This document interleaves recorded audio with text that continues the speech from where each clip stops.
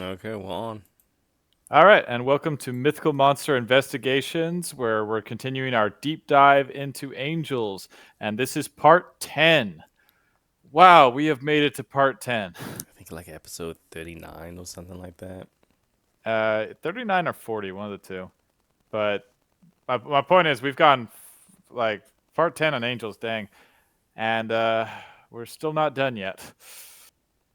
Okay, so let's continue. And today we're going to be looking at angels in other religions, beginning with angels represented in Islam. Have Now, this is kind of a touchy subject for various reasons because of some of the laws of Islam, but to any Islamic or Muslim people who might be listening to this, we are in no way going to be bashing the Muslim faith, the Islamic faith, or anything else. Anything that you find offensive, well, I'm sorry, but this is what your religion says about the subject of angels.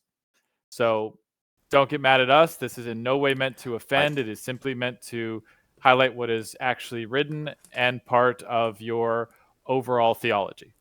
I That have being to said, admit I didn't think sorry, go you would ahead. have as many images in this slideshow because if I'm not mistaken, don't Islam have a whole thing about not having religious imagery? Yes, they do, which actually surprised me too, but apparently a lot of people have broken those rules. Because I see like some of your images look to be some of the more older when it used to be like the what was the other Zohanic Uh, religion? I think is the Persian Zoram, religion.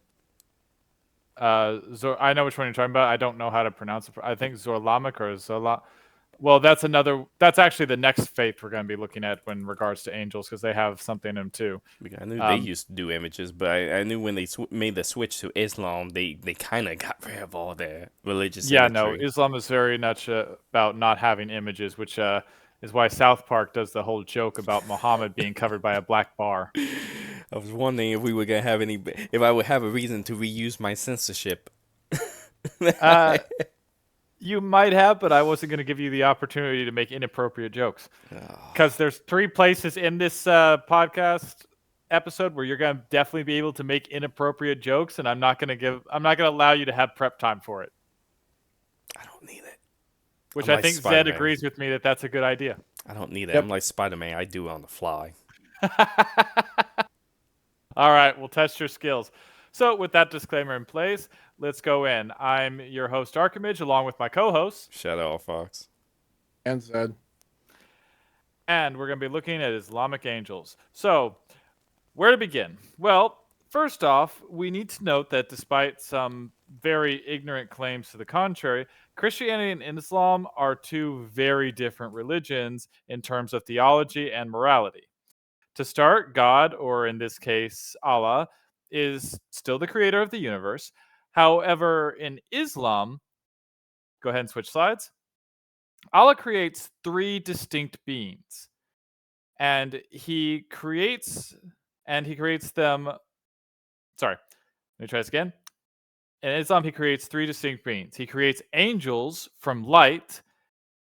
He creates jinn from fire, particularly smokeless fire, and he creates man from clay. Go ahead and switch slides. So are jinns like demon in this context? We'll get into that. Okay.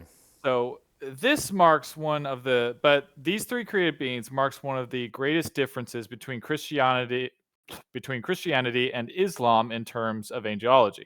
Now, also, I'm not going to be going into great debates on theology versus Christianity and Islam. We're going to try to stick to the angels as much as possible. Uh, so, in regard to angels in Islam, angels do not possess free will. They are actually incapable of disobeying Allah in any way. That clear? Which leads to the obvious question, what about Satan? Go ahead and switch slide. So, Satan, or as he's known, Iblis, Iblis, I think, how whatever. Iblis, as he is known in Islam, is not an angel but a jinn. Now, jinn, unlike angels, do possess free will and can choose to obey or not obey Allah, meaning there are good jinn and there are bad jinn.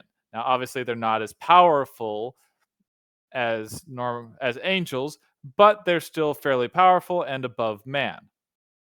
Now, while interesting, jinn is not the focus of this discussion, but they need to be at least mentioned and looked over, especially dealing with Satan. Go ahead and switch slides. Now, it is actually fair to pose the question about why, in this discussion of angels, should we mention the jinn at all?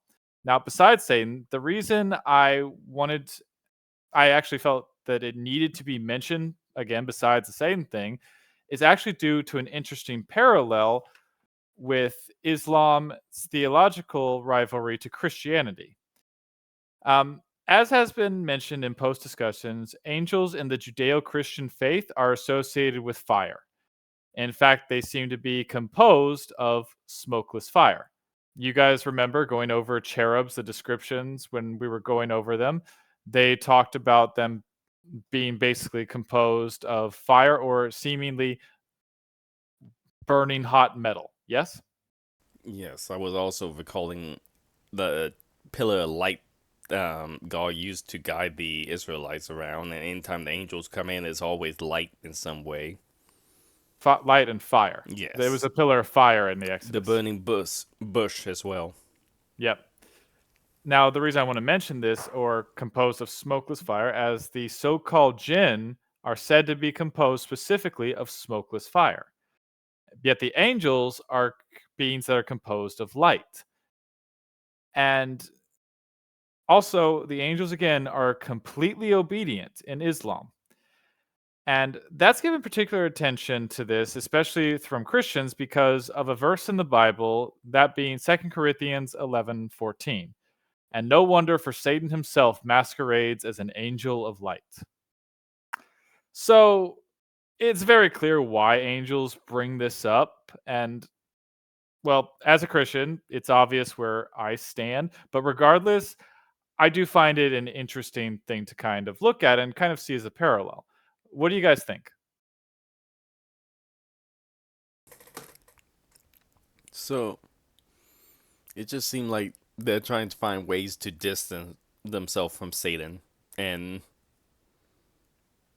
for both religions at this point, to try and make it so Satan isn't seen as like a fallen angel just because nobody want to be associated with him, because you have, Well, no, in Christianity, he's definitely a fallen I angel. know, but even in Christianity we see a little bit of a distancing with them saying he masquerade as an angel of light type deal, of them trying to Yes. distance themselves by calling him, by using the word masquerade, and kind of describing him as like a, like, Well, it's not suggesting he's not an angel. It's more suggesting that he has good intentions yes. rather than an actual different species. But this is something that they quote. I don't know if it's just one big coincidence or anything else, but it is interesting about some of the parallels between angels and Judeo Christianity being more associated with fire, if we really look at it throughout the Bible, versus in Islam, where any being composed of fire is mostly this being called a jinn, which again we're not going to go into full details about, but I might do a video on Jin one day in the future. It could be interesting. I also now am realizing that in almost every instance in which like God or his angel take like direct effect or direct influence on the planet, it's almost always followed or preceded by or with fire or light. Yes. The only time I can think of where it wasn't, maybe the flood. I mean, I guess technically that was followed by a rainbow of a promise, which is a form of light. So, Yeah, but I don't recall any light or fire to speak to Noah, unless I'm just forgetting something. no, there wasn't. The only, I mean, with the, I was almost thinking a little bit of Sodom and Gomorrah, but we know that one was destroyed, and there was blinding light to blind the people who was trying to break into Saul's house. So, And molest the angels. so Moses is pretty much all light, because we got the burning bush, we got the pillar of fire, we have the I'm pretty sure there Yeah, was, no. throughout the that's a point I was trying to make, is that throughout the Christian Bible, angels are more associated with fire than they are with light, actually, And which I'm with sure is something that who was Ezekiel being Muslims bring up. ascended to heaven, I think he was taken in a flaming chariot. Yes. Um, the angel guarding Eden is a using a flaming sword to Yep. defend the gates of Eden. Um, A lot of fire. yeah, it's easy to think of at times when they don't have fire almost. It's very few. It's extremely few. But yeah, so I think that's a kind of an interesting parallel, that fire is associated with a completely different being, and that the angels do not have autonomy in Islamic faith.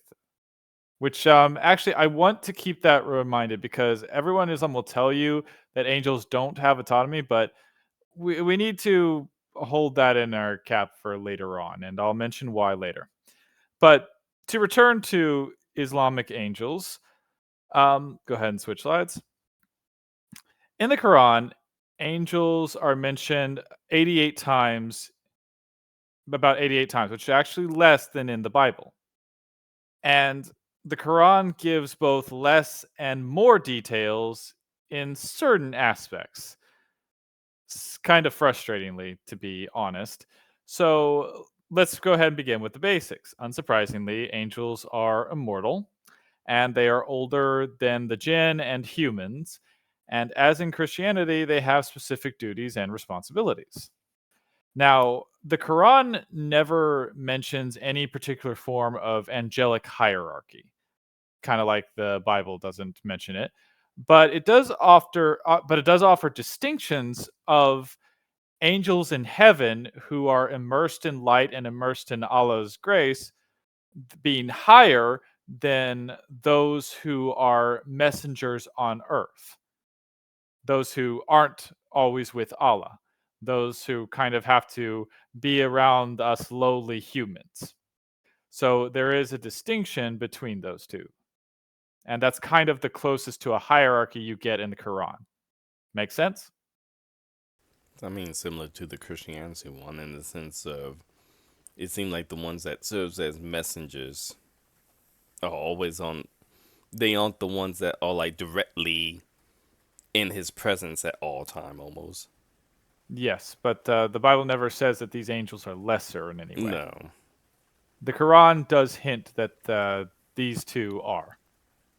Um, so yeah. So what do you, based on what very little information, so what are your thoughts so far on Islamic angels? I mean that could be a cultural thing because if I'm not mistaken, aren't in most like Islamic cultures back then wasn't like messengers kind of seen as very low on the totem pole in terms of like hierarchy.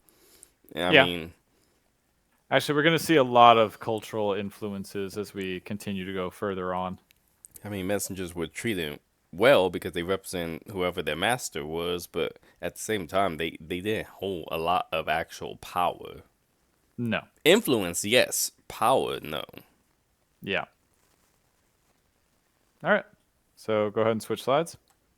Okay, so as far as their responsibilities, they have the normal responsibilities of delivering God or Allah's messages, and they do protect believers. As well, though, they record everything believers do.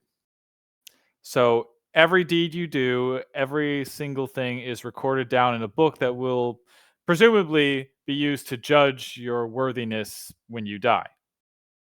So I guess record keeper angels are a thing in Islam. Interesting enough. Furthermore, they are said to appear before believers during various purity rituals. But these angels can actually be repelled from believers because of sin, um, including, oddly enough, nakedness, and nakedness during bathing can repel an angel, even a guardian angel. Thoughts? So, by Yeah, that this is logic, There's no thing I wasn't guardian gonna say. angels whenever babies are born, or when women are giving birth. Yeah. And I guess that's how they hand wave away child death and child death during childbirth. I mean, it might be because again, it like the Quran makes it clear that yeah, nakedness kind of offends angels a bit, which means Adam and Eve must have been really screwed before the fall. What the, hmm. Yeah. I'm just trying to think how that, like how naked are we talking? Are we talking full nudity, or are we talking like commando? Is it like, if I still have socks on, does that count? Okay, it wasn't that specific, but I'm assuming even if you just had socks on, it still count as naked because we're counting that. Like, Or if I have gloves on and a hat? okay, Shadow our Fox. I want to I want to incentivize about what we mean by dressed. I mean, they said. So if I take off my gloves, would that be like my hands are naked, so they'll repel? Okay, again, it doesn't really specify that much. It just says that nakedness and bathing can offend them or can draw them away. Which I guess you're not supposed to get clean in I mean, Islam. I that don't know. that I seemed like thought. a huge problem because I mean, I'm assuming that these angels also use. Are they like messengers of death as well? Because I mean, if they We'll get keep into that. records of people death, I'm assuming they may also escort people to the afterlife. We'll get into that actually. Okay, because this is gonna come up at then. But so what I'm hearing is, if I'm ever in a fight with an angel, I need to strip naked, and not just for fun, because this is actually a strategy now. This is a tactic. This is a viable tactic now. Apparently yes. Because now I'll figure out, okay, are you a Christian angel or Islamic angel? If you run away, you're Islamic, and that mean I can win very easily. But if you stay and fight, okay, we got a new level of problems now because you're not Islamic angel. You're possibly a Christian or other type of angel. Yes.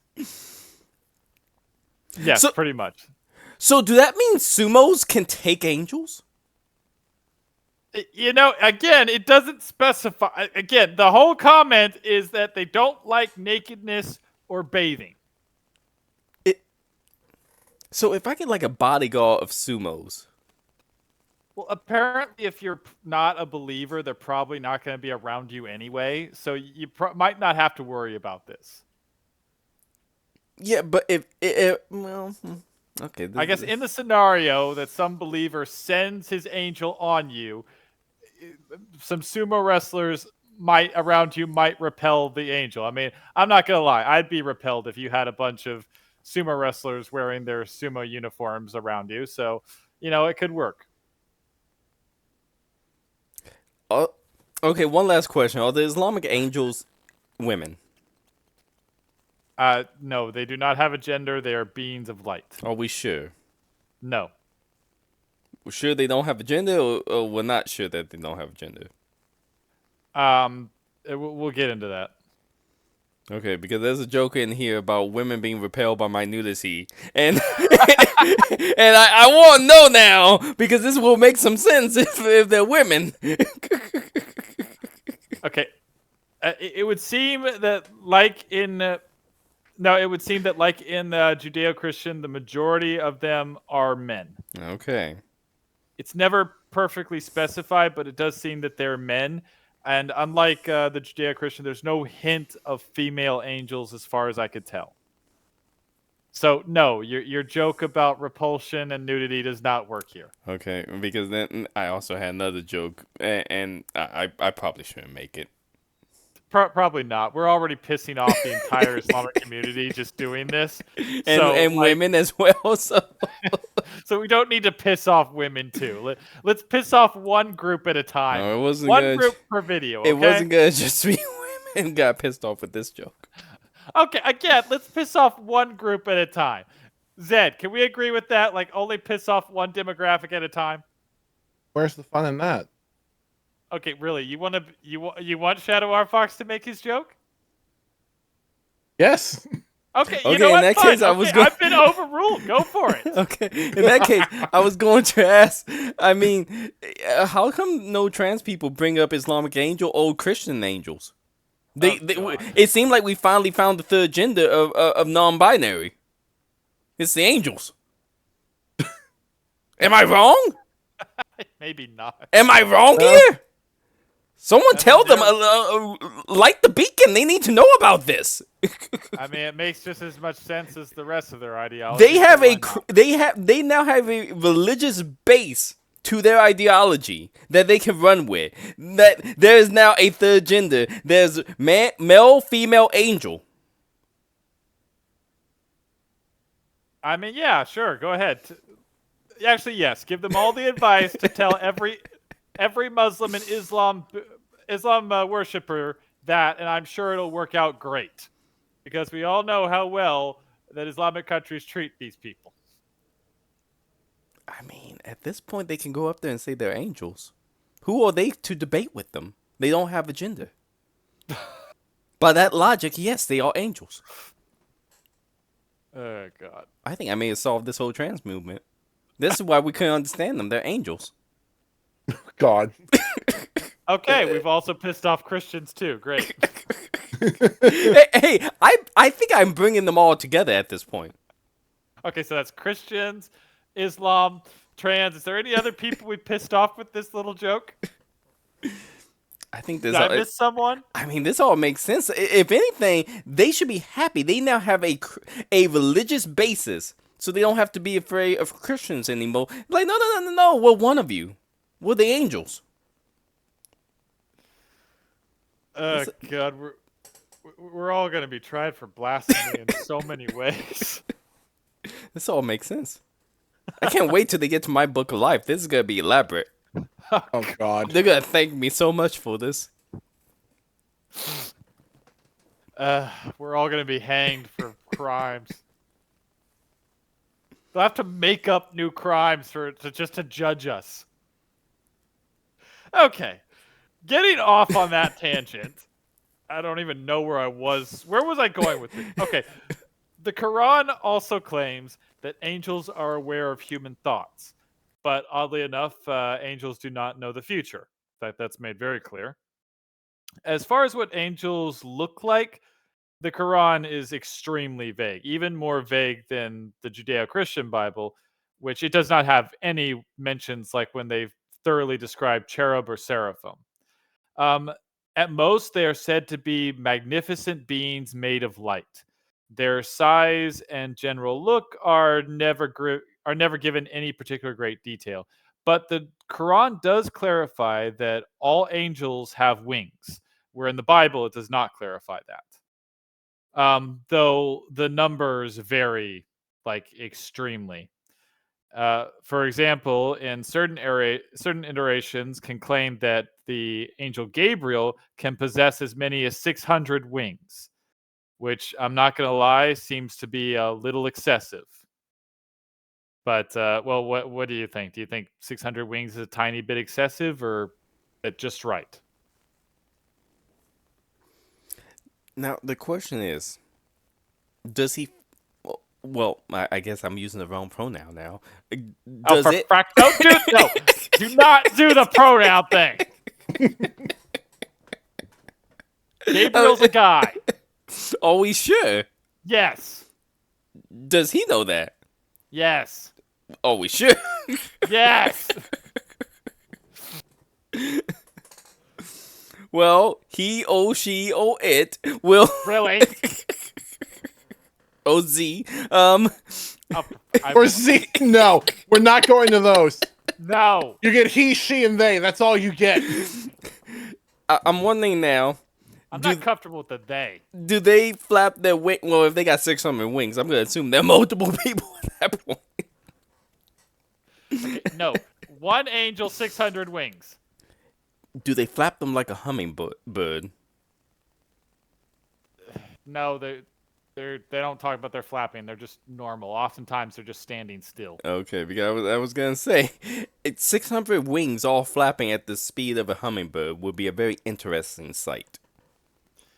They said they had enough wings to almost cover the horizon.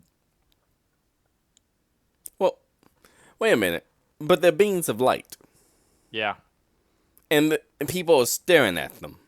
Yeah. So they're staring at a light source, Yeah. and they say they see wings. Yeah. Okay, I may make some Islamic people mad, but are we sure they wasn't just staring at the sun?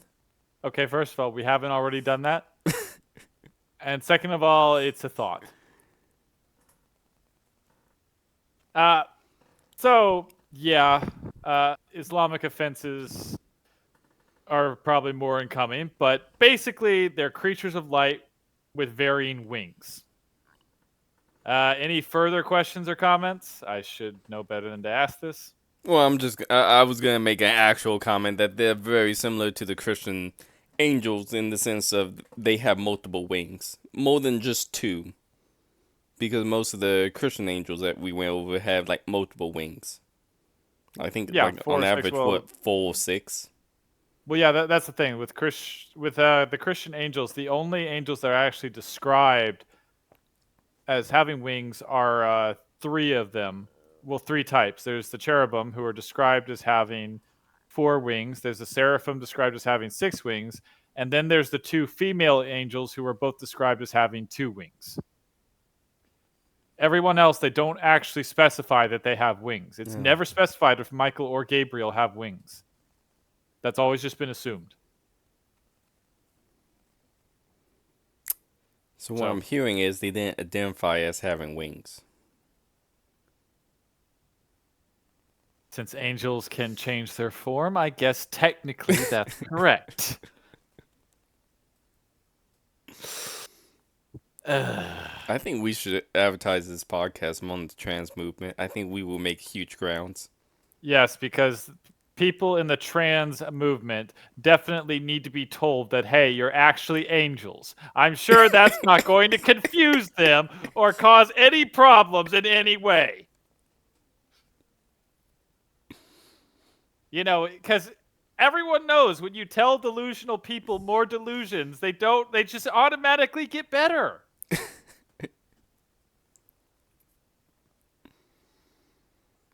Just every Right? song in my head about the On the Wings of an Angel has just been playing through my head this whole time. I feel like now you're going to try to make some weird chat GPT version of trans people in that song. I wasn't. And Why you're did still you not open your going to. mouth? But And you're still not going to. no, I was well. No, I can't. No, you're not going to. I was gonna say Gemini actually do have AI song programs, but I think it would Not be a for this copyright case. issue. Yeah, good. We don't. Okay. So, go ahead and switch slides to desperately change this subject. Okay, so let's get into some of the specifics of angels. And as we did with the Christian angelology, we will start with Michael and Gabriel. Now, in the Islamic faith, Gabriel is actually considered the premier angel and not an archangel, as that term is never actually used in the Quran. He is referred to as the peacock angel, again, which is supposed to be a term of high honor, not someone strutting about, as it tends to mean nowadays. Um, it is Gabriel who is named as the one who brought the Quran down to Muhammad at Allah's permission, of course. But this is why he is the most revered of the angels. He's also referred to as trustworthy spirit or Holy Spirit and the protector of the prophet.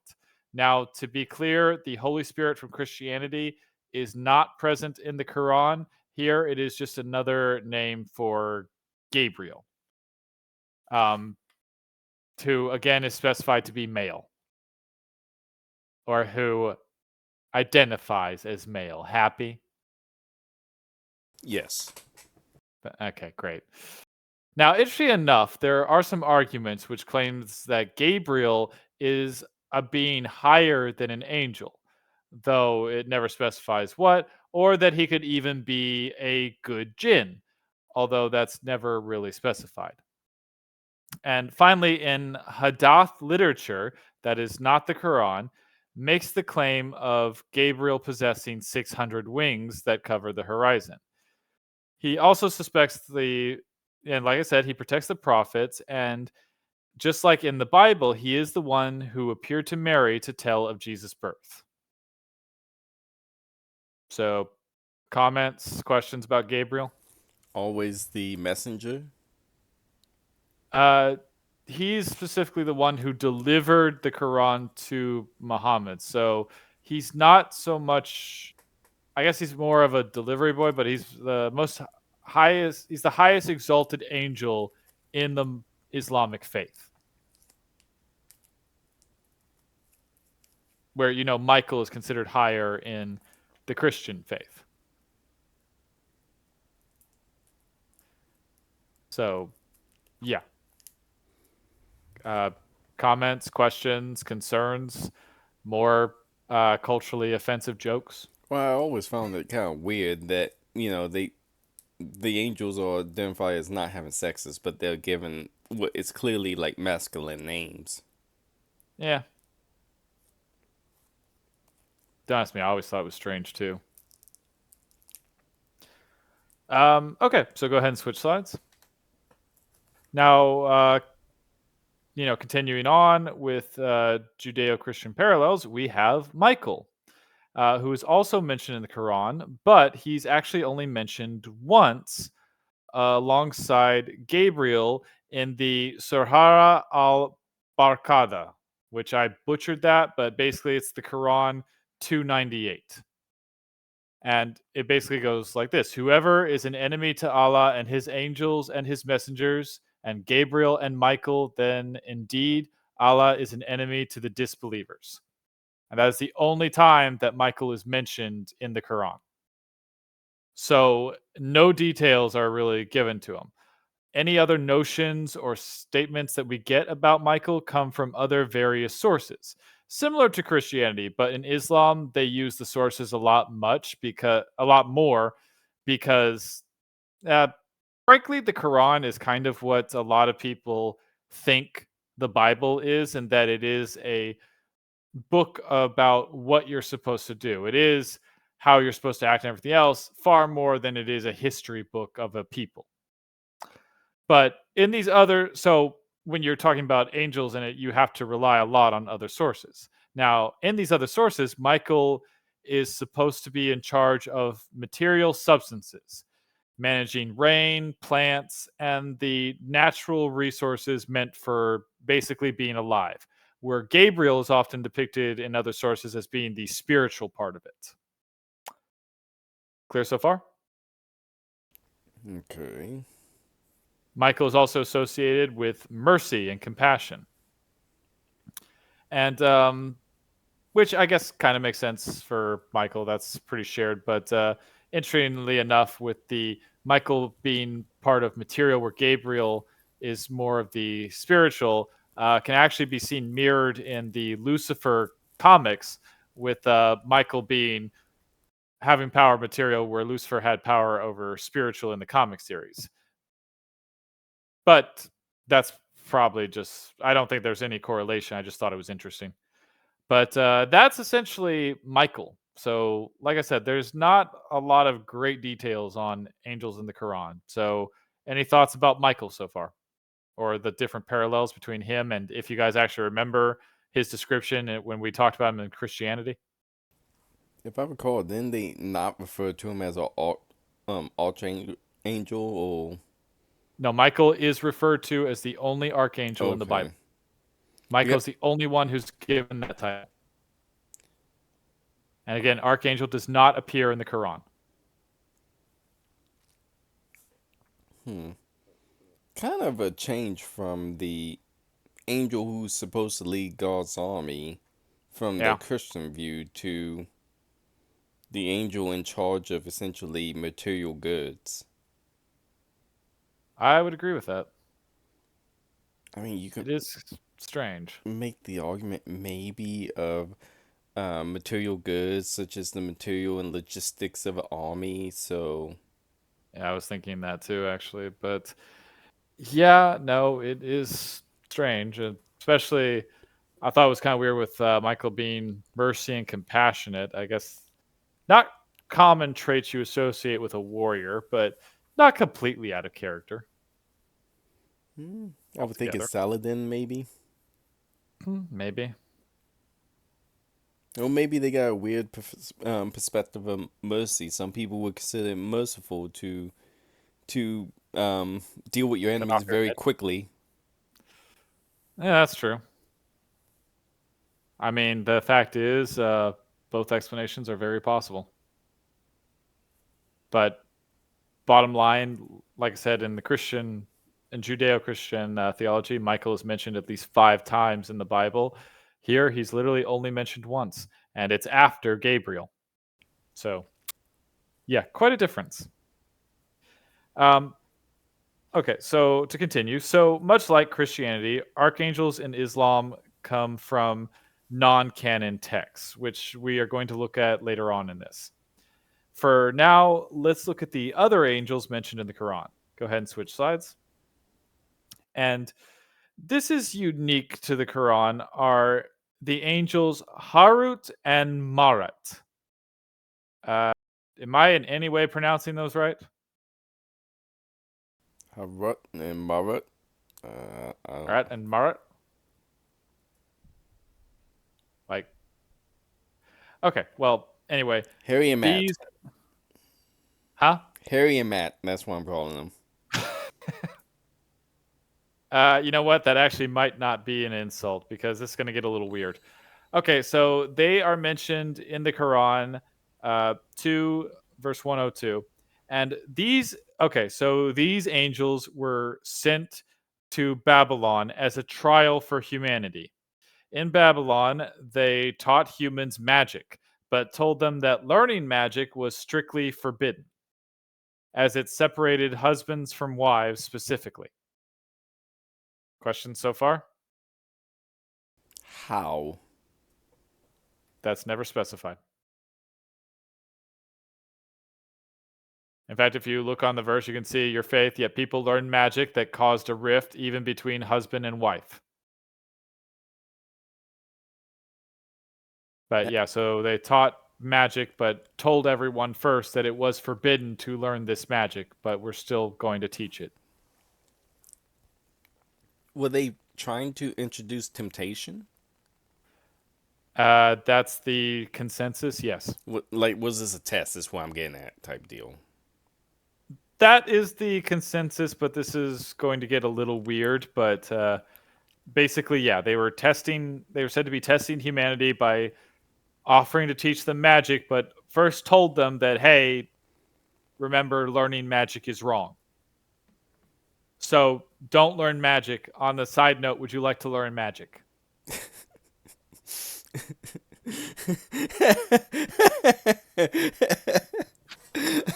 I'm glad they didn't have this program in Dare for drugs back in the day. Hey, don't do drugs, but hey, kids, you want to do some drugs? Yeah. Yeah, no, it's a strange passage, and unfortunately it's gonna get weirder. Okay. So now a couple of oddities. One, the Quran claims magic cannot actually harm anyone without Allah's permission, further emphasizing that this was all just a test. Now, the controversy actually comes from what the Quran says was the fate of these two angels.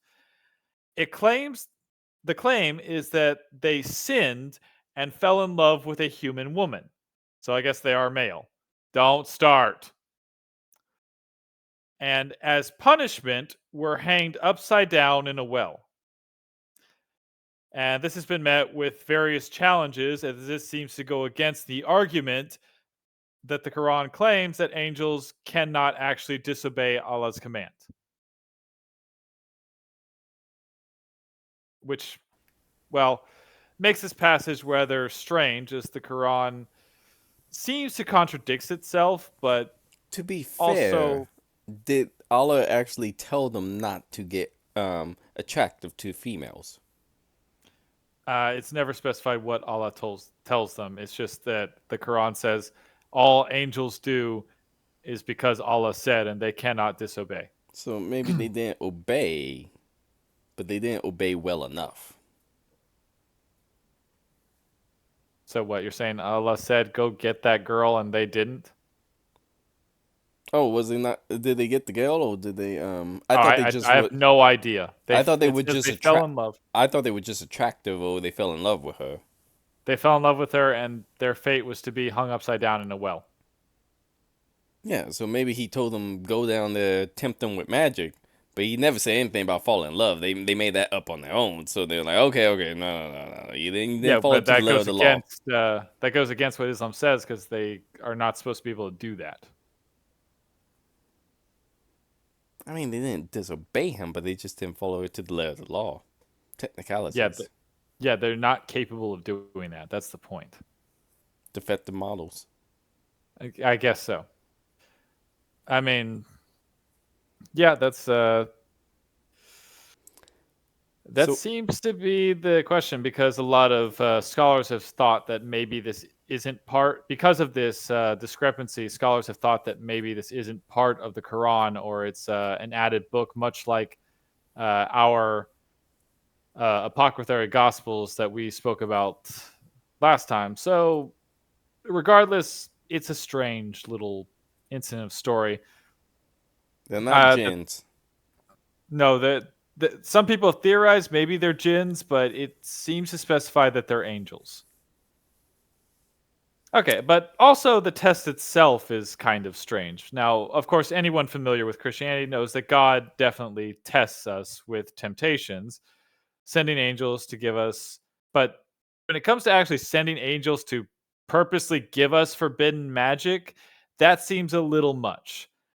I mean, especially considering in Judaism, God punishes angels for giving men forbidden knowledge. So, thoughts on this? I'm just thinking about the magic. You mean the magic that somehow divides husband and wives? Yeah, see, so I'm thinking it's like you know how most modern magic shows have like a female essentially partner or sidekick Yeah. who's attractive and eye candy. Yeah.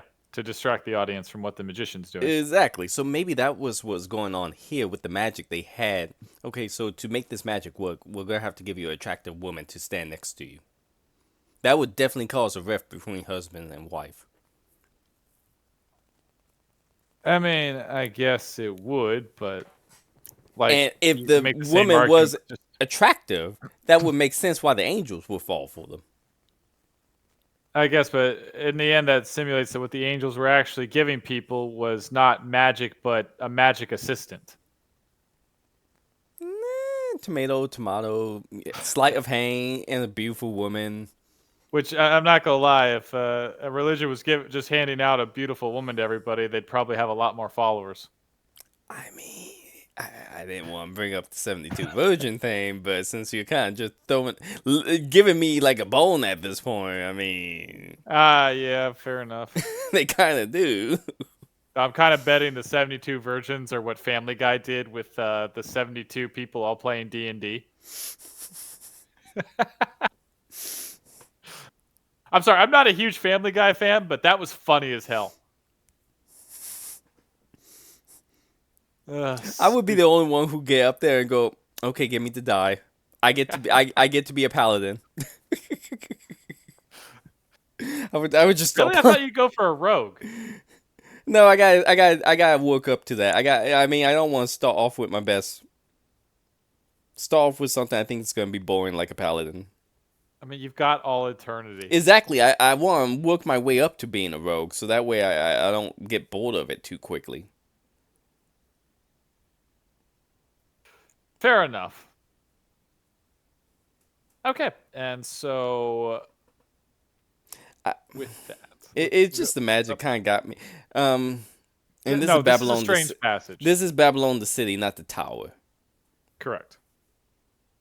It- Because remember, despite what people may claim, Islam was founded after Christianity. And the Babylon tower wasn't set in the city of Babylon, or was it? The Tower of Babel? No, I Yeah. think that was in. I think that was in Babylon. I didn't know if that was just a naming convention or if the Tower of Babel was actually in the city of Babylon, or at least people theorize that's where it was based. No, I'm pretty. Because if it was all set in the same location, what I'm getting at is, it's kind of strange that anybody would take the word of any angel at this point after they kind of already screwed up in this place before with a tower to the god to God essentially. Okay, just say. I get your point, but yes, the Tower of Babel is associated. Is supposed to be in Babylon. Yes. Okay, I didn't know that. Yeah. So. Yeah, I. Well, I mean, to be fair, with the Tower of Babel, it's not like the angel, a bunch of angels came down and like caused them all to start speaking different languages. They No, just but started. it was essentially a quote gift from God. Yeah, but to be fair, also at this point, the Babylonian Tower, they're pagans, not God fearing. And yet these people using magic don't fall into the pagan realm. Well, no, because it said that there's supposed to be a temptation, so they're telling people, "Hey, I've got all this cool magic stuff, but remember, learning it is a sin. So do you want to learn it?" Hey kids, you want to do this magic that was associated with pagan religion that we told you not to do? You want to do it? Again, this is like dare. Essentially, yes. This is like dare. Kids don't do drugs. Now I got some cocaine on the table. You want to start snorting some? Well, I mean, clearly, if Dare did that, clearly, if you had snorted it, you would have failed. Yeah, the war on drug would have went much differently if this was the tactics. Okay, look, I'm not saying it was a good strategy. I'm just saying it's weird, okay? And yeah, this is one of the kind of strange passages in the Bible. Not in the Bible, in the Quran. So, whatever. It's there. Angels Harut and Marut, and we don't actually know their fate. For all we know, they're still hanging in some ancient well to this day. So, Okay, that was my other question. Was this a magic well or something that it could trap two angels upside down? no, apparently they just accepted their punishment. And that was it. We never heard like when they got freed or anything like that. No. So there could just be two angels hanging upside down in the well one day that somebody, like some random goat farmer, could just come across one day. According to this, yes.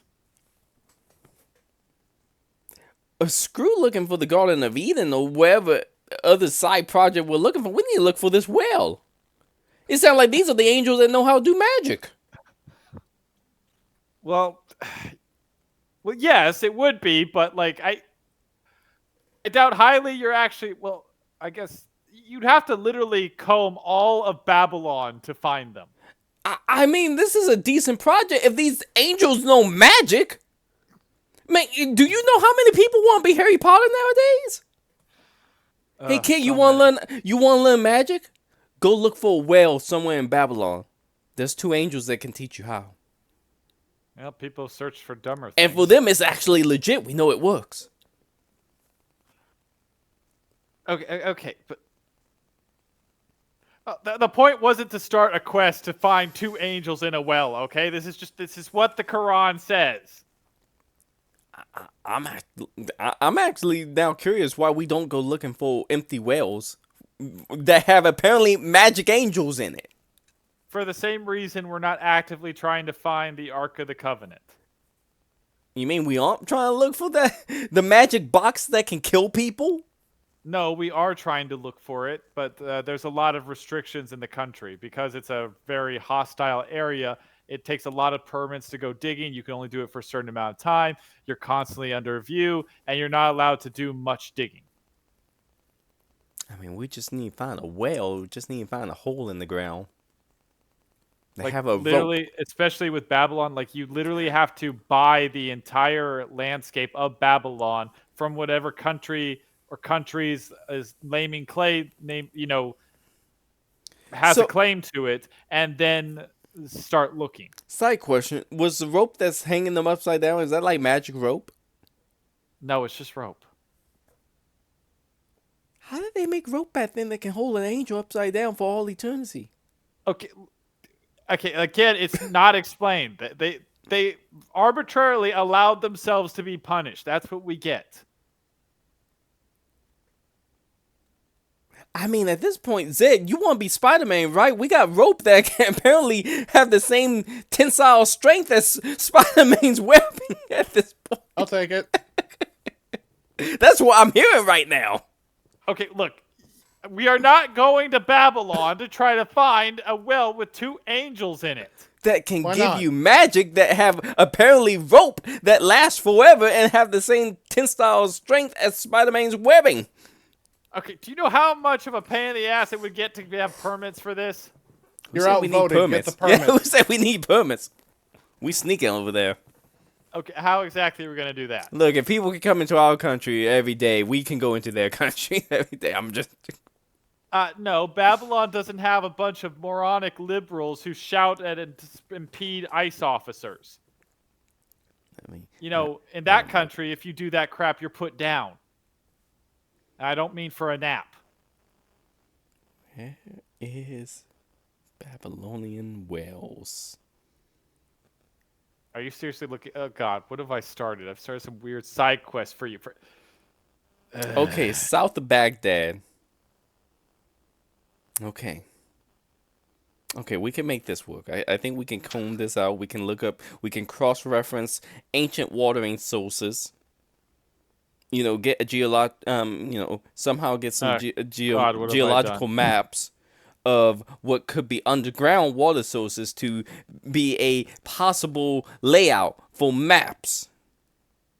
I think we can find these magic angels, and we can learn some magic, and we can learn Avada Kedavra. And at that point, we got it made. Why is that the first spell you want to learn? You told me you don't want to learn the spell to instantly kill someone as soon as you can learn magic? No! I would. I want to make sure the next person who learn magic is going to get to me first. Honestly, I'd like to learn the apparition spell. I really hate waiting in traffic. Jeez, there was a lot of water sources all over Babylon. Yeah. And that's modern day. Yeah. Okay, I like this challenge. Oh, God. And again, if I had power, I'd rather teleport, just disapparate into another place instead of having to drive through traffic. And apparently this is magic that can break up relationships, so that sounds also really good for me. Who's in a relationship that you just want to break up, or do you just not want to see people happy? I mean, a little bit from, mostly from column B.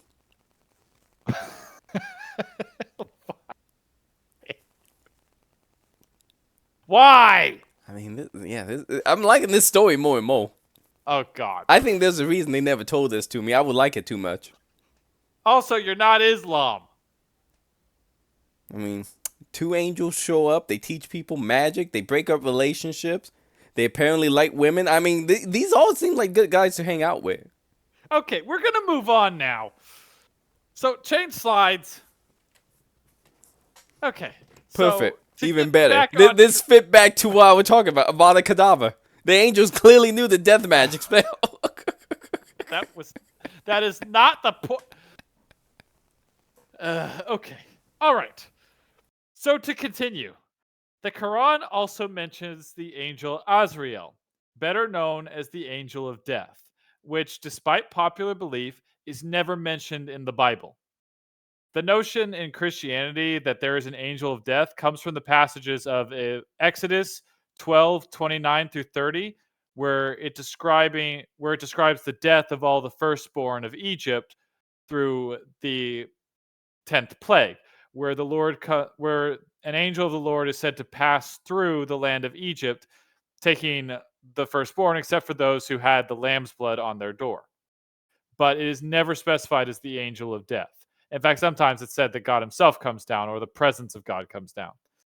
Now, the second comes from Revelation 6:8, which speaks of the fourth horseman of the apocalypse, who's on the pale horse, and the name of the one who rode him was Death. But he's never stated to be an angel, or said to be an angel of death in any way. So that's where the notion of the Christian angel of death comes from, but it's never stated. However, the Quran does claim that there is one singular angel of death called Azrael, who is charged with gathering the souls of the dead, described in the Quran 32:11. Any further details of this are not offered. Questions? So he's the Grim Reaper. Pretty In the much. sense that he's ferrying souls to the Yes. afterlife. Yes, it is one singular angel doing this in the Quran, and that is Azrael. So a Shinigami. Yeah, basically.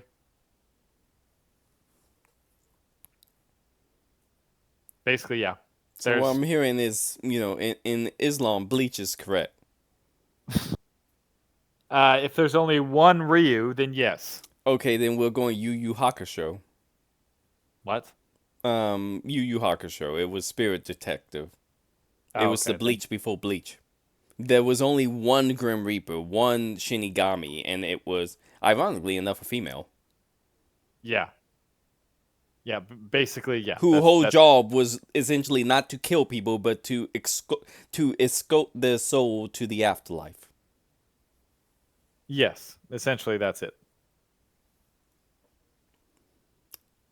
And does Azrael know magic? It's never mentioned. I'm assuming if he's the angel of death, and these other two, Harry and Matt guy, angels, new magic tricks. I'm assuming he knows some pretty cool magic as well. Is this a thing for you now that I've started this entire side quest? I'm gonna come to your room one day and find you just covered the walls with Babylonian wells with X's on them, trying to track down these two angels. I mean, in Christian lore, the only time they use magic is pagan magic, and it's shown as inferior to Christian faith and Christian miracles. And I'm recalling the New Testament one. I believe it was New Testament where they tried to fly over a temple. Or was that Old Testament? Am I thinking Old Testament? No, that's New Testament, right? That's not technically New Testament. That's an apocryphary gospel. Okay. About Simon, the magician. Yes. Yeah, Didn't they which we mention it did not in go. No, in we the did not gospel? go over it because it had nothing to do with angels. Okay. But that's one of the apocryphary gospels, and it's basically complete nonsense. I know, but that was the only time I can think of when there's like talk of actual magic. Because they directly refer to what they were doing as magic. Well, that and in Exodus when the priests yes, and the mimicked Egyptian 10 plagues. Yeah, but I've seen the Egyptian magic. We kind of know how that's done. Yes. Still clever, but yes. I had to think more Babylonian, Middle Eastern magic, which is, which led me to Simon the Magician and stuff like that. Yeah, no, understandable, but also not much to it. So I'm just thinking, Islam have magic angels. That was still just hanging around in a well somewhere, upside down, Please for the last several thousand years. Please don't go searching for two angels in a well. I mean, they probably met the crazier people in their country looking for something. Look, I'm not here for the weapon mass destruction. I'm here for two magic angels in the well. It's completely logical, guys. Okay, just hear me out. Okay, you know what? I'm going to specify from now on. When I say questions about Azrael, the angel of death. Does he know about a cadaver?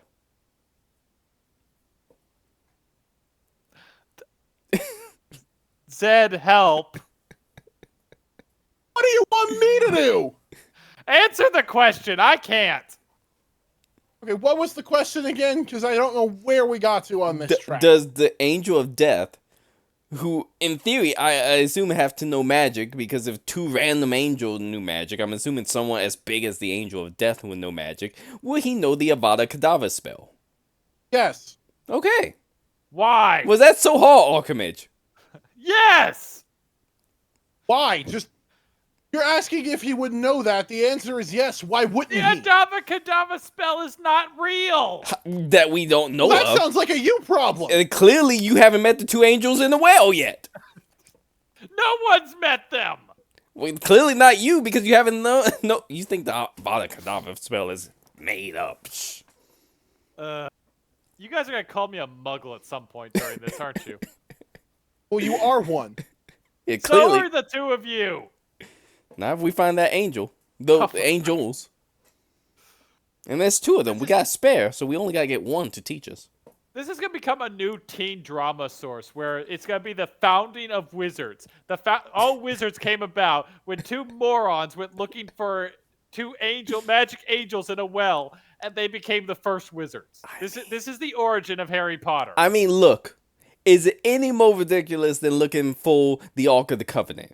One's a box that's, I think, slightly the size of a dresser, whereas the other one's a giant whale. Well, at least big enough to hold two people.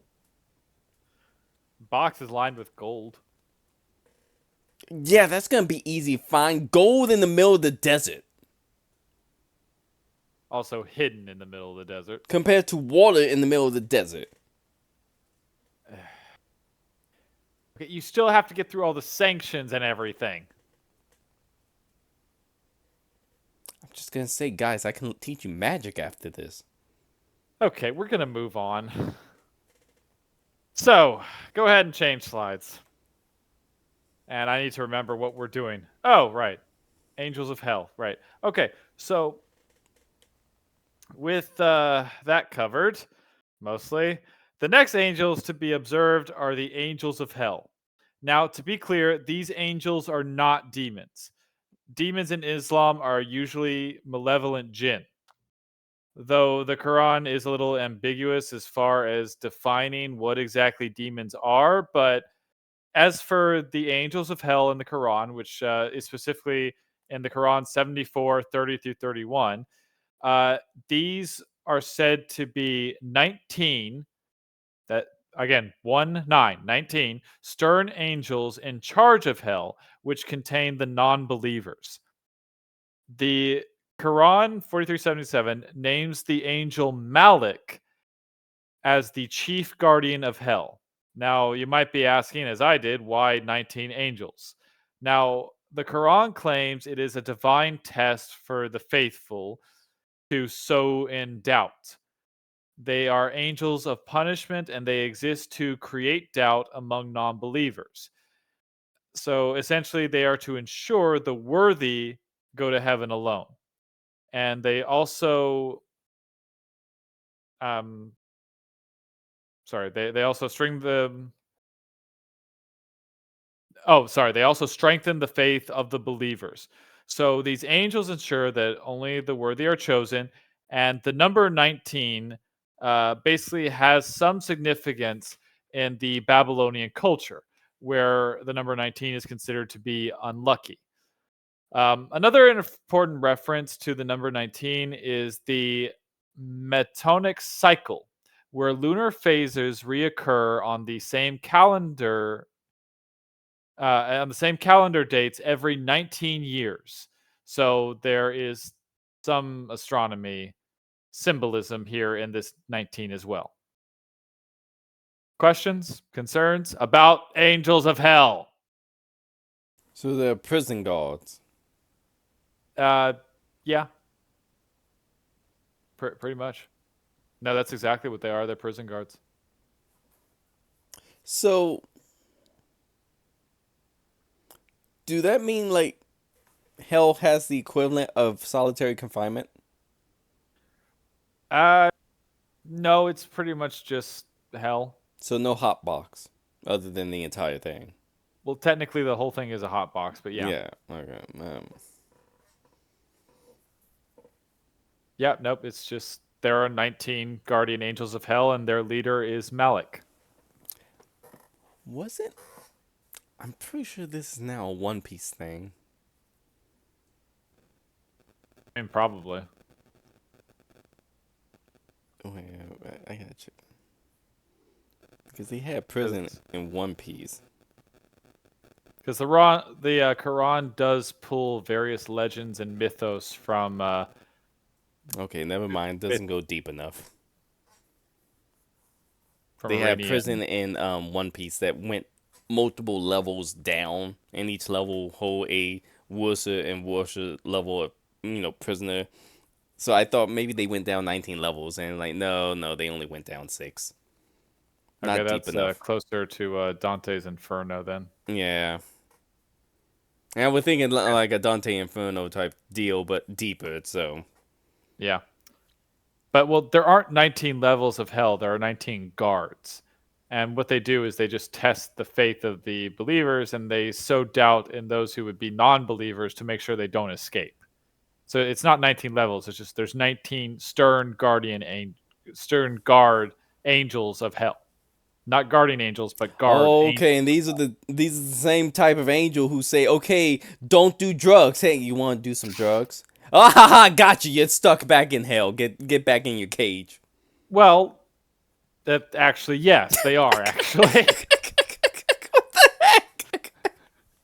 Don't do drugs. That's why you're in here now. You want to do some drugs?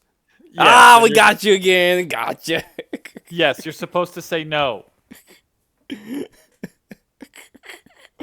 There's 18 more. Just say, hey, you want to do some more drugs? Essentially, yes. That's exactly right. Okay, I got one more question. Do that mean you can get out of hell if you strip naked?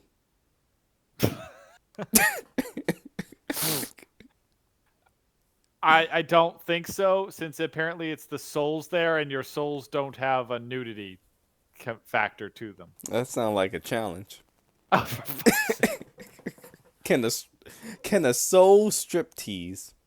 Okay, I am not doing that video. You want to do that video, you're doing it on your own. That sounds like something ask ChatGPT or Gemini or Grok. Oh, God.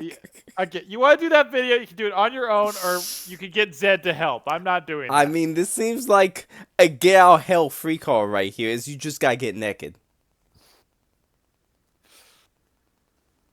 Zed, this is your and his project. It's not mine. I mean, am I wrong here? I don't know. I'm not asking. Angels this are question. Islamic angels are repulsed by nudity. There's 19 angels guarding. My understanding now, from what you told me, Alchemist, is the only thing keeping people in hell is 19 angels, who are constantly playing the game of do you want to do drugs? You do, you're stuck in here for another couple of centuries. Yeah, essentially. But So if I get naked, I can just walk out the front door at that point. possibly. That seemed like a huge like plot point. But that's also assuming that when you die, your soul has a gender or nudity. For all you know, you could just be a ball of light like a spark from Transformers. I mean, if they're still tempting me with some type of material good to keep me down there, I'm assuming I have some type of formal figure to it. Okay, fair enough. But I've never met the light bulb I can tempt with drugs. okay, At least then not yet. Maybe I should go up to could my be lamp and that- ask if they want to do Okay, it coke. could be that being naked is one of the sins. So you getting naked will just keep you in hell because they consider it a sin. This is not a debate I thought we'd be having. This bring in I whole don't know new what you questions. thought was going to happen. Yeah, this bring in Not this. this bring into a whole new angle now. Oh God.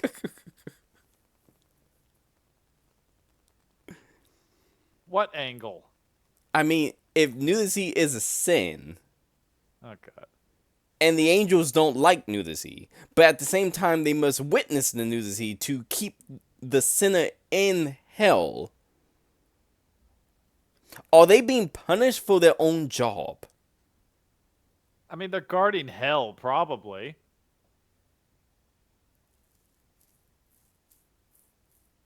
Or it could be they just had to do it. Is the forensic scientist being punished when he has to take apart a cadaver or dissect a murdered victim? I mean, I would assume not because he signed up to do it. Exactly, it's a job, and you get desensitized to it. So are these just the angels who are used to nudity? I mean, I would guess so. They're also the angels who are probably used to sin and sinners and non-believers. And wow, this went off on a weird tangent. I mean, these are the facts we need to know. Okay, fair enough. Because I'm sorry, the Quran's not that specific about it. There's no how to get out of jail free card in the Quran. What I'm hearing now is if I'm on my deathbed and the Grim Reaper show up, I need to start stripping. And that may actually keep me alive for another couple of days. Okay, for all you know, Azrael's one of the freakier angels, so. Well, that brings in a whole nother talking point at that Maybe Azrael point. is a woman and you'll end up like Deadpool or Thanos. With my luck, I'll get cursed with immortality.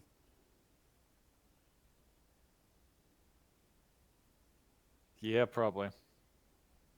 I mean, that's what happened to Deadpool. Okay. Any other questions about the angels of hell? I mean, other than the pay rate. They're angels. They don't get paid. They need to form a union. They have no autonomy. They can't form a union. Sounds like an OSHA violation to me. Okay, we're going to move on. So, believe it or not, that actually sums up the, I guess you'd call them the Quranian angels. Okay. I thought you were going to say the OSHA violation lead me to another talking point. I'm like, uh-oh. No, we're not. This kind of sums up the Quranian angels. Is that the right term? Quranian? You know what? I'm going with it. The Quranian angels. But I guess. But just as Christian scholars created the angel hierarchy, which we showed in earlier episodes, especially with the Catholic hierarchy, and basically showed how that was pretty much Christian fan fiction, along with other non-canon angels, so too did Muslim scholars, though far less than Christians due to Islamic laws and practices when it comes to representing their faith. And obviously because Islam has not been around as long as Judeo-Christianity. Now, some examples that do exist, such as details offered by, I'm going to butcher this name, Fakhr al-Din al-Razi, who basically divided angels into these 8 groups. Go ahead and switch slides. The first group is the Hamlat al-Arsh. And roughly this translates as to the bearers of the throne. So these are the angels who bear Allah's throne, and they are specifically said to be 4 angels that were created first before all other angels to bear the throne of Allah. Now, there's some discrepancy. They're mentioned in the Quran 40:70 and 69:17, where they are said to be immense, can be slightly rooster-like, or have zoomorphic tendencies, kind of like the cherubim, but not with multiple heads. Though with heads similar to the ones found in the cherub, which is probably kind of a direct copy. Throne bearers, cherubim, etc. Clear enough? Okay. Okay. So go ahead and switch slides. That leads us to our next section called the Mukarakabam. Mukarabim. Does anyone want to try to pronounce that? Mu Mukarabon? Sure. I don't know. I'm giving Uh, it my American Mukaribon. since that sounds like a Digimon, isn't that technically your Japanese spin? I gotta go more American. I'll just call it a Cinnabon and move on. Yeah, All right. I was trying really hard not to call it Cinnabon. Actually. Look, we've insulted the Islamic faith beyond repair, so there's no point in holding back at this point. Okay. So oddly enough, the Macarabon in the statements are said to be kind of the parallel to the cherubim, which is interesting because in the Christian faith, the cherubim are specifically the ones who are said to be holding up the throne of God. Yet these are said to surround the throne of Allah and are constantly praising him, which is actually more of what the seraphim are supposed to be doing from the Christian faith. So a bit of a strange mix up there, almost switching their roles for some strange reason. Um, Not much to say other than that. Do you have any thoughts about why they might want to switch the roles, or you think they just didn't properly read what they were stealing? Like I said, we've offended all of Islam, so I might as well keep Well, going. wait a minute. So the last one was to hold up the throne of God. These are just the ones who surround it? Yes. Hmm. But they claim it's a cherubim parallel, even though this is more the duty of the seraphim in Christian theology. So, yeah. Yeah, because isn't the cherubim the ones who hold up the... Yes. Hmm. Yeah, because the seraphim would be the one singing the song around God, so... Okay, that's just strange. I agree. I thought that was very odd. But whatever, that's a second with it.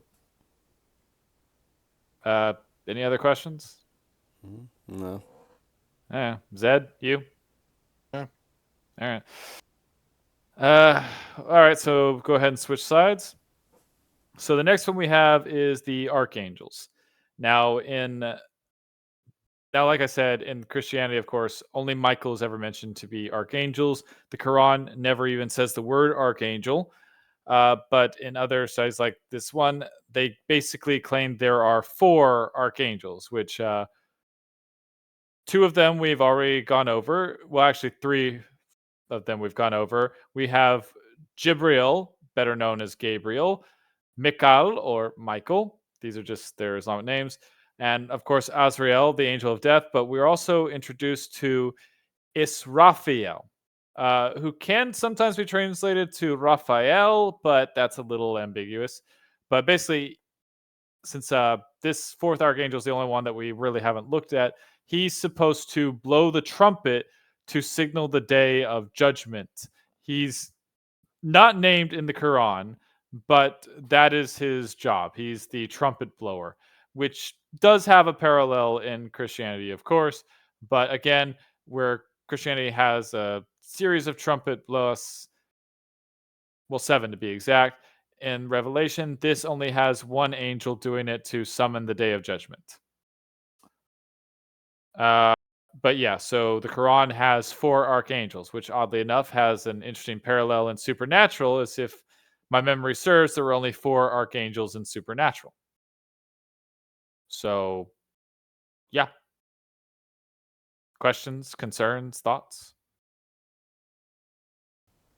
I mean, other than is the trumpet magic?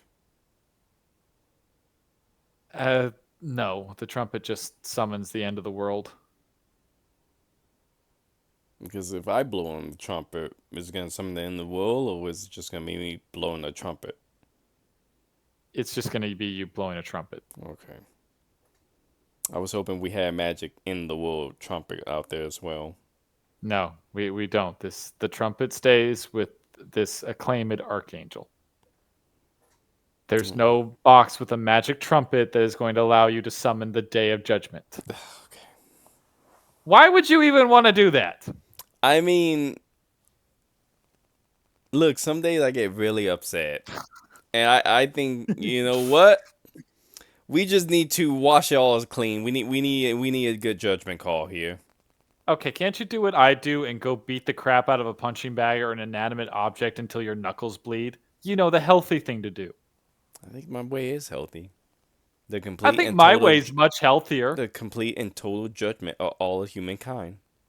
Mine is decimating some poor inanimate object that did nothing and didn't deserve to be broken into pieces for my rage. Mine is the Doesn't that decimation sound of healthier? humanity as a whole and a total judgment in whether they should go on or we should begin a new age. Mine is the threat of decimation, sometimes threatening And inanimate objects with computers I'm and assuming ripping them that's to how pieces. Islamic apocalypse work. It's in the same of Judeo-Christian apocalypse of a judgment that is essentially ushering in a new age of Yeah, the faithful versus the non-faithful. yeah, pretty much. Only a bit more violent. Oh, wait, It's Christianity is pretty Islam. violent. It's Islam. How much more violent is it compared to Christianity? Because Christianity was like several millenniums of violence throughout all of Revelation. It's just blood. Oh, jeez, okay. So more And Revelation's only 7 years. is it? Because don't Yeah, the they? Revelation, it's just 7 years. The Antichrist has 7 years. That's it. I'm thinking the times before the Antichrist, though, with the beasts of the sea and the earth, and is that all 7 year period? I thought that was expanded over several. Okay, do you mean the 4 beasts of Daniel's prophecy, or do you mean the I'm beast from referring the from sea? beginning of Revelation chapter 1 to the end of Revelation chapter like what 25 or 26 or something like that. Okay, yeah, that's all 7 years. The beast is the Antichrist and the false prophet. Including the seals being broken and all of that. Yeah, that's all 7 years. Oh, okay. Yeah, that's why I said that if my luck, you know, the faithful get raptured, my ass gets left behind. I become one of the 2 witnesses where 3.5 years into it, I get my head cut off by the Antichrist. No. But until then, I'll get to breathe fire, so that's pretty cool. I thought it would take longer. No, the Antichrist gets 7 years. That's it. That's not so long for fun. No, it's the Antichrist. We don't want him to have fun. It sounds like he won only 7 years. Jeez. That's not even like 2 terms. Yeah, well, he's gonna fuck up a lot of shit. So, and you'll find Revelation is big on 7. Yeah, I find most biblical things are kind of big on numbers. Yeah. So yeah, this is the one that summons the judgment.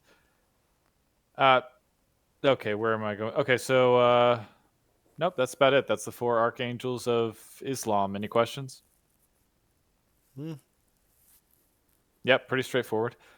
So next we have, go ahead and switch slides. We have the angels of paradise. Now, specifically, these are the angels that are in heaven guarding certain places, such as Ridwan. I'm probably not pronouncing it right. But he's an angel in Islam who guards the gates of the Garden of Eden. His name means favor, goodwill. Now, this one, they're not given an enchanted flaming sword that spins every direction. But yeah, there's your Adam and Eve question about whether these angels were repelled by nudity or not. That brings up a lot of questions with Adam and Eve, which I didn't even think about when I was actually doing this research. Uh, but yeah, so these are the angels in heaven. Pretty straightforward. Any questions? Mm, what I'm hearing is they actually gave a name to this angel who guard the Garden of Eden, and he seemed to be a consistent amongst most of these religions now. Yeah. So what I'm hearing is not only do we have 2 angels upside down in a well that knows magic, we also got a angel who may or may not have a flaming sword that could be invisible. Yeah. Because I'm assuming the reason we can't that they say he doesn't have one is because it's invisible. And this one doesn't say that he has a flaming sword. It just says that he guards the Garden of Eden. Okay, well, That's for it. all we know, he could have a gun.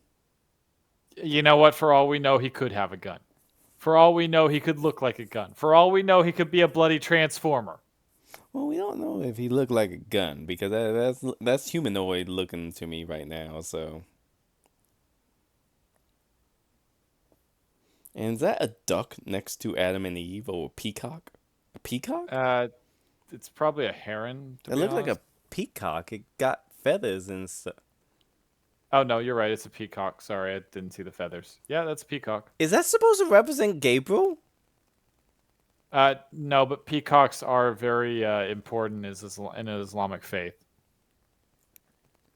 We're going off of the whole, Gabriel is No, the Gabriel peacock. doesn't actually come as a peacock. He's the he's the peacock among angels. Peacocks are a very big symbol of status. Okay, so I'm assuming the Adam and Eve goes the same way in Islam, where man Yeah, eat the fruit, because of women, and we get kicked out of yeah. paradise. As Okay, far as I know, yeah. okay, I get the angel watching the doorway. I get the snake. I'm assuming the big round thing is the fruit. Who's the peacock? Well, I'm assuming that, you It's know what? Never mind. I assume the peacock is just because all the animals that was on Earth is in the Garden of Eden. So I'm assuming the peacock is just another bonus of that carousel of animals in the garden. Who's that guy in the lower right hand corner? I'm not sure. He seemed like well dressed and just looking. Okay, so I wasn't really gonna get into this, but I guess since it's here, we might as well get into this. So there are actually significant differences in the Islamic narrative of Adam and Eve than in the biblical account. For one thing, it's actually Adam and Hawa. Wait, who? I'll give that a moment to Who was step. it? Hawa, Hawa. Is that like another angel? Or... No, that's Eve's name is Hawa. Okay. And also, oddly enough, in Islam, both are actually responsible for eating the forbidden fruit. But there's no actual concept of original sin. There's and there's no snake. Instead, Satan or Iblis tempts them directly. Both of them sin. Both of them are equally repentant. Oddly enough, though, it's said that Allah forgives them completely, and there's no inherited sin for humanity. The jinn is one who sees them, and the removal from paradise was not viewed as a punishment for a devastating crime, but rather a fulfillment of their purpose to be representatives on earth.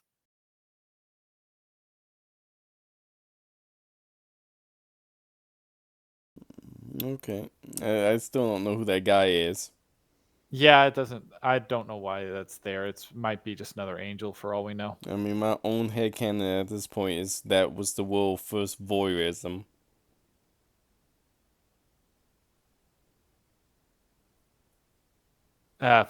Maybe. I mean, he's off in the corner by himself looking at two half naked people. By the way, Hawa in Islam just means mate or wife. Eve is not actually given a name in the Quran.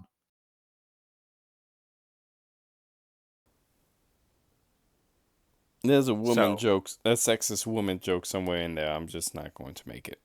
it's Islam. Do you know how sexist Islam is? And to all those listening, I'm sorry, your religion is hugely sexist against women. It's what bitter feminists think Christianity is like towards women. It's actually Islam that's like that because, well, bitter feminists are kind of dumb. Or I should say, bitter feminists won't actually bother to read either one to figure this out. They'd rather watch a 10-second TikTok video. And I still think TikTok is the downfall of all human society. Okay, so yeah, that's Angels of Paradise. Any questions? No. All right. Moving on. Next slide. So this is where we get Angels of Hell. We already went over this. Did you have any last minute questions about it? I don't know. They're pretty much prison guards Yeah. who may Zed, be able to handle nudity. right. Zed, any final thoughts besides, Shadow R. Fox's brilliant escape plan of being naked? Not really. No, nothing to add to that. No. All right. Moving on then. So next we have the oh god. Muaquebat. Maquebet. I'm going with it. Maquebet.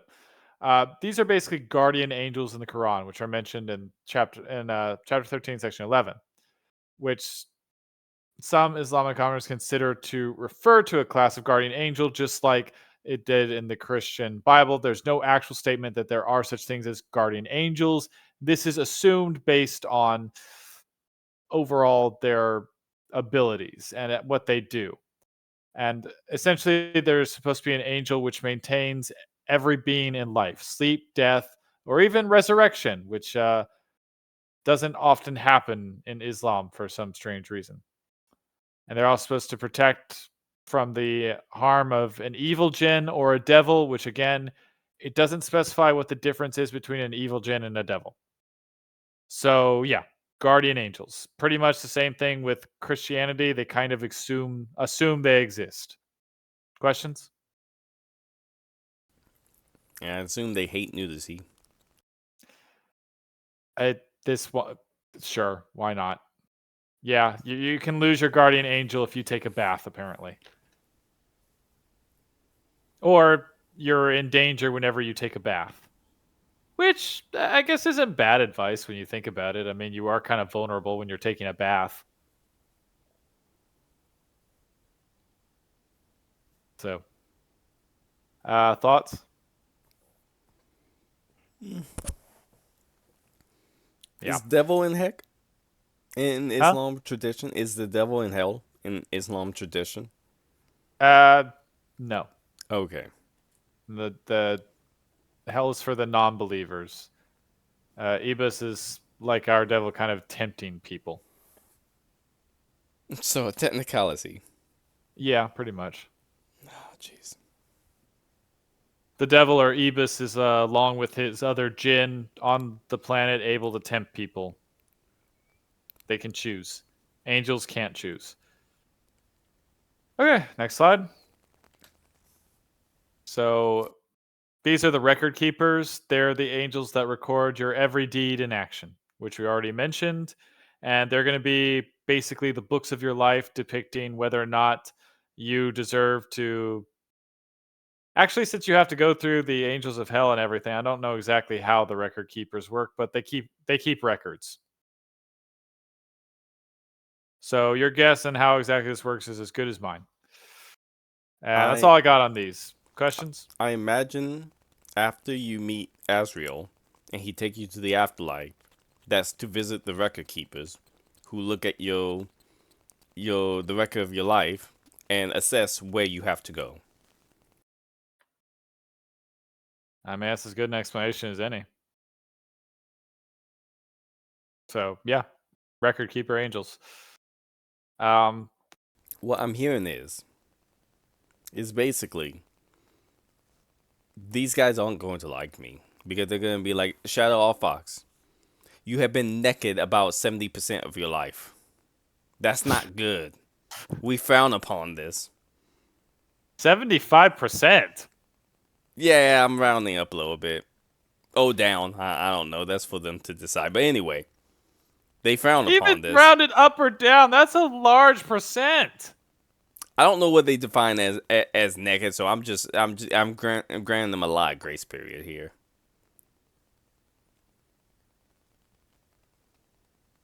Okay, fair enough. So I'm me and these hoping guys that. may not be on good terms when I meet. Is what I'm hearing. Considering you're not Islam, and Islam's got kind of specificities what to do with non-believers. Yeah, probably not. Okay, so this could be even more of a problem because I get that like, oh, you're not even Islam, and you're naked. That's like two sins right there. Yes. And then I can say, but I'm wearing a hat, so I'm not naked. And I have then never seen you wear a I hat. would wear one for this occasion, apparently. Just gonna keep a hat on your person from now on. Yeah, I still keep the top hat you made. Fair enough. All right. Good to know it'll come in use. Yeah, there we go. All right. So moving on. Next slide. Finally, our last, I guess, our last group of angels is the elemental angels, as I call them. Basically, they're the angels that deal with the affairs of the world. Um, they have different jobs, different responsibilities, coinciding with nature itself. For instance, there's an angel of thunder, and they just handle the day-to-day things. So this comes a lot from kind of tradition, old pagan traditions where various beings had these type of duties and capabilities, particularly corresponding with one particular elemental force, kind of like Zeus and thunder, etc. And that's about it with them. Any questions on the 8 groups? So the angels like Avatar.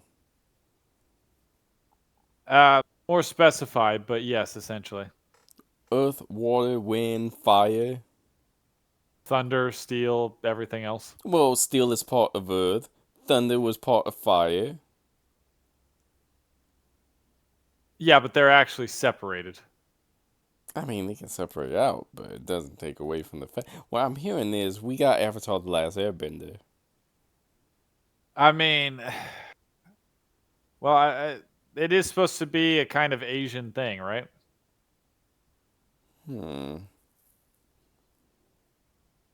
And why are they represented as females in that upper right hand picture? Oh, that's just elementals and forms of Babylon. It has nothing to do with angels. Okay. I couldn't really find anything that talked about elemental angels without some very weird pictures.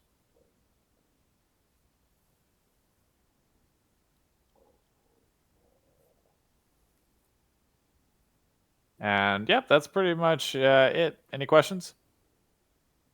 Hmm. Next slide. Yeah, good.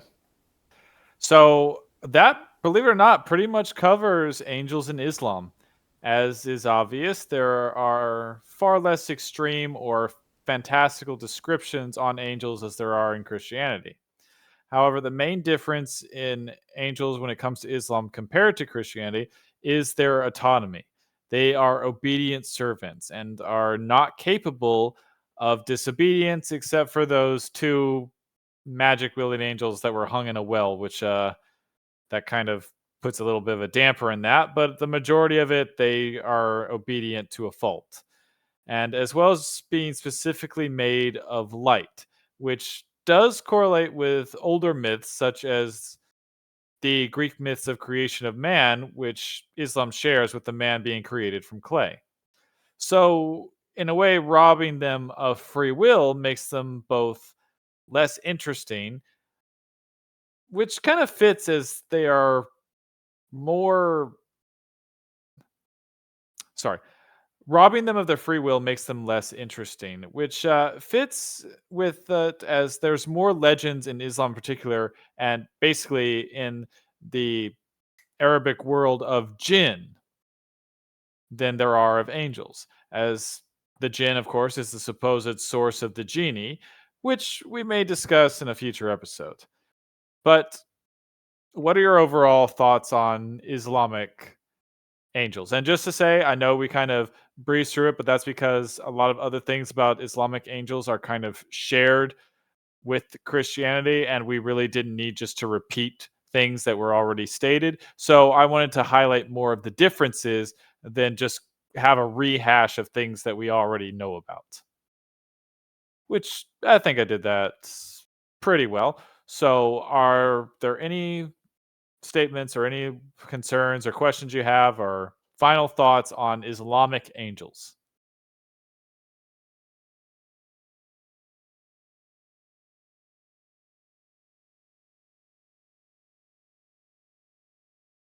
Really? None? Not really. I mean, That's fair. we've already got through. Let's see that the angels are possibly the non-binary. Ugh. Um, we cover that they don't like nudity. Yeah. We cover that they know magic tricks that can break up marriages. Yep. We know that there's two of them hiding in a whale somewhere. Um, we know that they're the prison guards of hell. I do find it ironic that the religion that doesn't actually say that women originally ate the apple is a religion that treats women far more like cattle. Nah. I'm sorry, I find that kind of ironic. But because, again, despite what bitter feminists claim, the Bible is actually very fair to women. In a time where women were actually treated like cattle through most of the world, the Bible does actually hold men accountable for many actions, that they have to actually treat women with respect, which a lot of people ignore for some reason. I don't know why.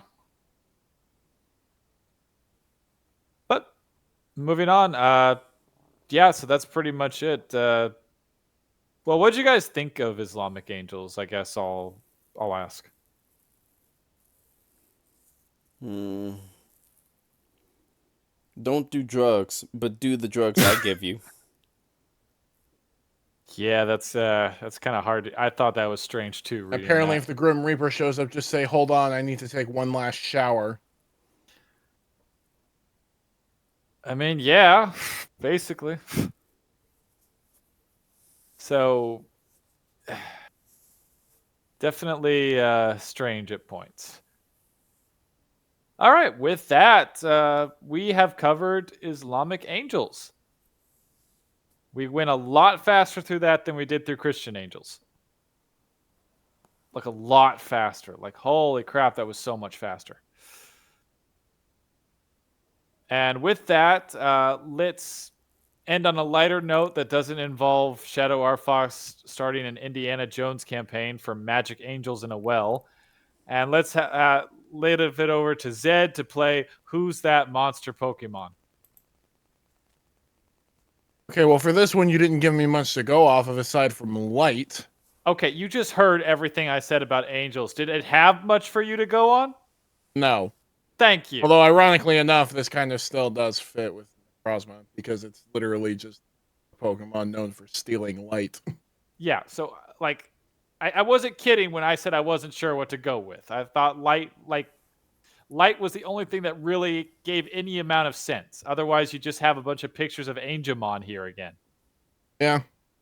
And not far off, this thing probably could pass for an angel. There you go.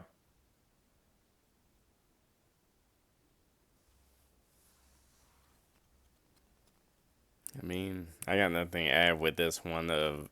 I didn't play Pokemon Ultra Sun or Ultra Moon, so I only played the original Pokemon Sun and Moon. So this one's kind of lost on me a little bit. The only thing you need to know is people consider that to be one of the hardest bosses in all of Pokemon, I know if not the hardest. it's part of the Ultra Beast, if I'm not mistaken, line of Pokemon. Yes, although yes, actually, it's just yes. Yeah, I know Ultra Beast was a pain to capture because you had to use Ultra Balls. And they had like what the capture rate of a regular Pokemon ball, I think, or something like that. As games went on, they made the catch rate easier. Okay, because Why, I don't know, because for remakes they reverted it, so there was almost no point.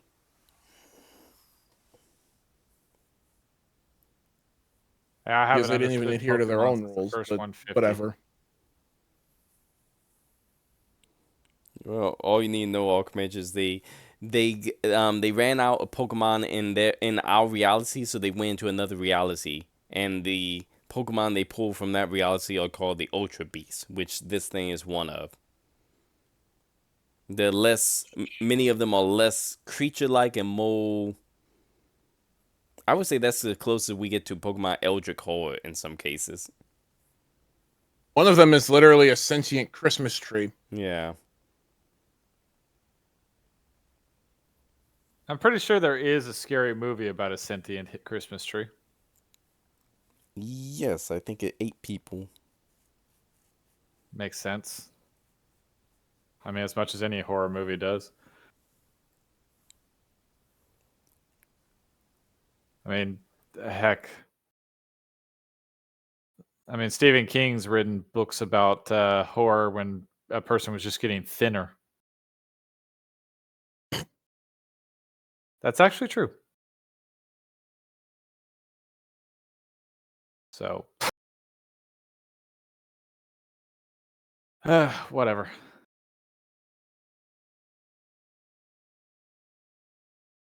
Okay, well, yeah, I guess there's really not a lot on Islamic angels. No descriptions, at least. Not really, just they're beings of light with wings. I mean, you could see in the pictures of them, which is also a bit of a no-no, but you can see in the pictures they were pretty generic as far as facial expressions or anything else. They just looked like people. And it's other sources that even give them the number of wings. So, no, we don't really have anything because, again, in Islamic faith, it's kind of forbidden to show what Allah or anybody else looks like because that's seen as a form of idolatry. Which, to be fair, it can be in the Christian faith too, but they're not as strict about it. Um, it's more or less in Christian faith, you're allowed to do it as long as you don't worship the thing you made. So you can paint, but don't worship the painting, basically. Which I'm not gonna lie, the Catholics don't always follow that rule. Sorry, Catholics. Uh, with that, any final words?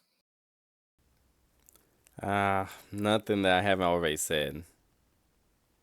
You're gonna go hunting for those two angels, aren't you? I mean, I want to learn some magic. And I want rope that's apparently um as strong as Spider-Man webbing. Zed, any final words that aren't nonsense? No. All right. With that, thank you for joining us for this angel look at. Join us next time where I don't even know. I'll have to think of another. We'll find out. It's been a long week for everybody. Until then, we'll see you next time. See ya. What do I?